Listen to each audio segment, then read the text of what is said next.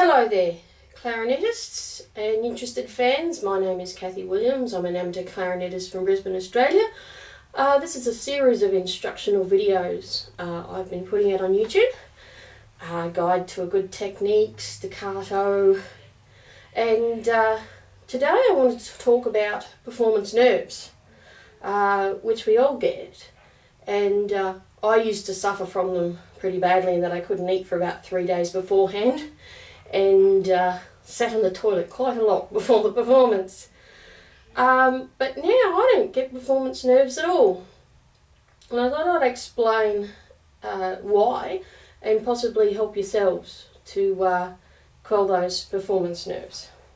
Now, the main cause of performance nerves is the fear of failure. You know, you'll completely fluff that run, or you'll miss that accidental, or you won't come in with the pianist. But my question to you is, what is the absolute worst thing that could ever happen if you fluff that run? Is Obama going to nuke your house? I tell you, the worst thing that ever happened to me was back in November 2008. And a really violent storm, a mini tornado, a 1 in 100 year event, tore through my suburb, and it was the scariest thing I ever saw. Started with the thunder and lightning, and then you had 100-kilometre-hour winds, you had rain so heavy you couldn't see your hand in front of your face. In fact, it was just a solid wall of water. And then the hail came, and then trees started uprooting and cutting the power lines. And then with the volume of rain, there was flash flooding everywhere. Now, I was 5 minutes round the corner from my house, and it took me an hour to get home, because what roads weren't flooded had uprooted trees, and the ones that didn't have uprooted trees had downed power lines. And then when I got home, I found that the garage had been flooded to hip height. Luckily, my bike wasn't in the garage at the time, and we had to hurriedly vacate the house when the ceiling collapsed, because what had happened is the trees, the uprooted trees had gone through the roof and the ceiling collapsed, and the backyard was 5 metres deep in trees. We had no power for 3 days. We had to buy bottled water because the drinking water got contaminated, so couldn't live in our house for 6 months. That's the absolute bloody worst thing that's ever happened to me. That's not going to happen if you fluff that run. I mean, the thing is, you're there to entertain people. People want to be entertained. They want to see you play well. They want to enjoy themselves. And if they see you enjoying yourself, well, then they're going to enjoy themselves. And if you do stuff up, well, don't let them know. Don't let on. Just keep playing, because you'll find, and this is what I found because I record all my concerts, is as bad as it seems to you at the time, you listen to the recording and, you know, if you didn't know the piece so well, you would notice. I think the worst thing that happened to me was last year. I did a concert with my mother-in-law, whose, you know, best days as a pianist are a little bit behind her. And we were playing the Vaughan Williams 6 English folk songs. We were on the last one. And we're playing away, and suddenly I realised she skipped a line. And I'm thinking, how on earth am I going to rescue this? Well, you know what I did? And you'll see it on the video. Go look up the Vaughan Williams. I put up my hand and said, let's just try that again, shall we? Mary missed a line. And the audience just burst out laughing. They had a huge laugh. I had a laugh, and the accompanist managed to look a little bit contrite. But, you know, we just soldiered on.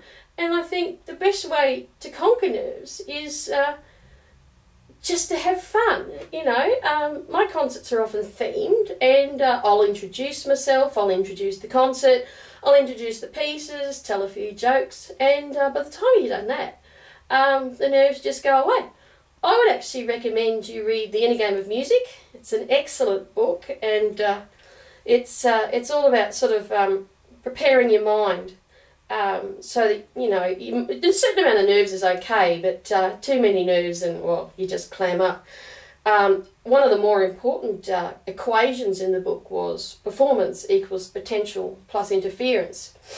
Now, if you get rid of that interference, you know, if you're playing and all you're thinking was, oh no, that run's coming off, oh no, I stuffed that note, well, you're not concentrating on what you're doing right then. You've got to live in the moment. So, you know, if you make a mistake, that's past. But, you know, you think, well, if the rest of the piece is fantastic, well, you know, what's the audience going to remember? They're going to remember the good stuff. So, you know, don't interfere. Don't let the interference of your mind mar your enjoyment of the piece. And also, I mean, my playing style in front of an audience is flamboyant, to say the least. And play up to your audience. If you know, if the piece has a little joke in it, really play it up. Again, you'll notice in the Vaughan Williams last year, the very last one, when we started it again, had this lovely little ending.